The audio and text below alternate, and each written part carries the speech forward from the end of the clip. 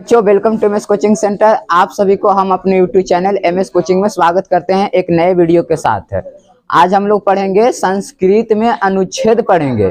ये आपको एग्जाम में 7 नंबर का आएगा। ऊपर में आपको क्वेश्चन लिखा हुआ रहेगा कि निम्नलिखित में से किसी एक पर 7 वाक्य में अनुच्छेद लिखें। आपको 5 टॉपिक दिया जाएगा। हो सकता है पाटलिपुत्र वैभव रहे, गंगा नदी रहे, आदर्श पुरुष रहे, परोपकार रहे और आतंकवाद रहे। ऐसा ऐसा करके आपको 5 टॉपिक दिया जाएगा और 5 टॉपिक में से आपको एक पर, किसी भी एक पर, 5 गो में आपको किसी एक पर 7 वाक्य में अनुच्छेद लिखने के लिए रहेगा।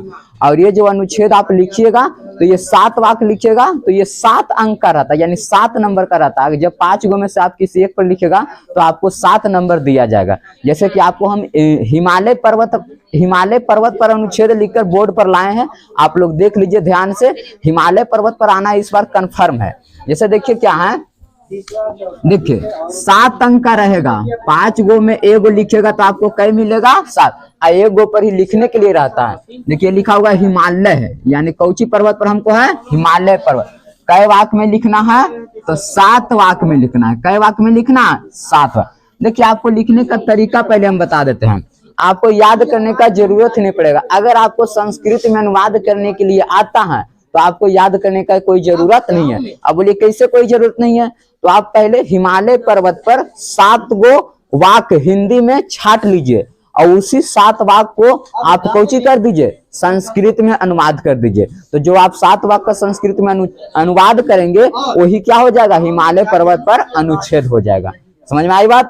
अगर आपको क्रिकेट पर दे दिया तो क्रिकेट का 7 वाक्य छाट लीजिए और वो 7 वाक्यों को क्या कर दीजिए, संस्कृत में अनुच्छेद कर दीजिए, संस्कृत में अनुवाद कर दीजिए। क्रिकेट पर अनुच्छेद हो गया। समझ में आई बात? तो आपको किसी पर याद नहीं करना है, आपको खाली कोई सीख जाना है, तो संस्कृत में अनुवाद सीख जाना है।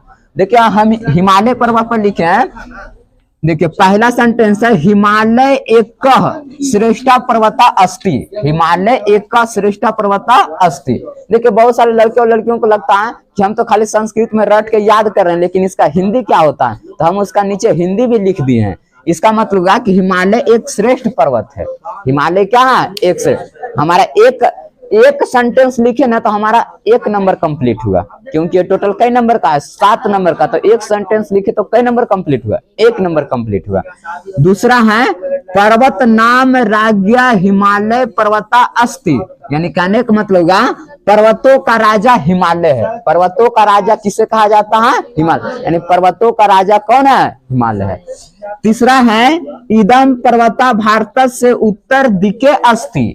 इदम पर्वत भारत से उत्तर दिखे अस्ति। इसका मतलब हुआ कि यह पर्वत भारत के उत्तर दिशा में है। यह पर्वत भारत के किस दिशा में है? उत्तर दिशा में है। चलिए अगला है चौथा, हिमालयात। कुछ लिखा हुआ, हिमालयात अनेकानी नधानी निःसरन्ति। अनेकानी नधानी निःसरन्ति। इसका हिंदी हुआ कि हिमालय से अनेक नदियां निकलती है। हिमालय से अनेक नदियां निकलती है।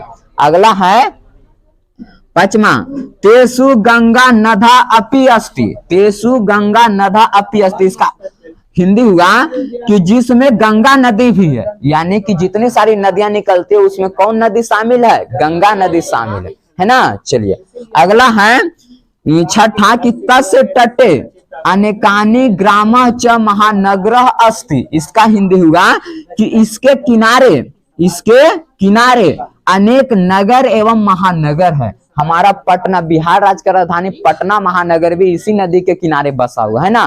काशी वाराणसी शहर भी इसी नदी के किनारे बसा, यानी बहुत सारे शहर है जो पटना के किनारे बसा हुआ है। चलिए तो इसलिए लिखल है कि इसके किनारे अनेक नगर एवं महानगर है। आपको हिंदी नहीं याद करना है, आपको कुछ याद करना है, संस्कृत याद करना है। अगला 7वां है, इदम पर्वतस्य ऊंचाई 8848 मीटर अस्ति। यानी कहा जाता है कि यानी हिमालय पर्वत की ऊंचाई 8848 मीटर है। ये जो हिमालय पर्वत जो है उसका एकदम छाटा हुआ सेंटेंस है। अगर आपको वीडियो अच्छा लगा होगा तो वीडियो को लाइक कीजिए, दोस्तों में शेयर कीजिए और अपनी कमेंट, आप तो इतना कर सकते हैं ना कि कमेंट करके कमेंट बॉक्स में अपनी राय दीजिए। अगर इस वीडियो में किसी प्रकार का कोई त्रुटि है तो हम इस त्रुटि को सुधारने का प्रयास करेंगे। Thanks for watching. बने रहिए एमएस कोचिंग के साथ।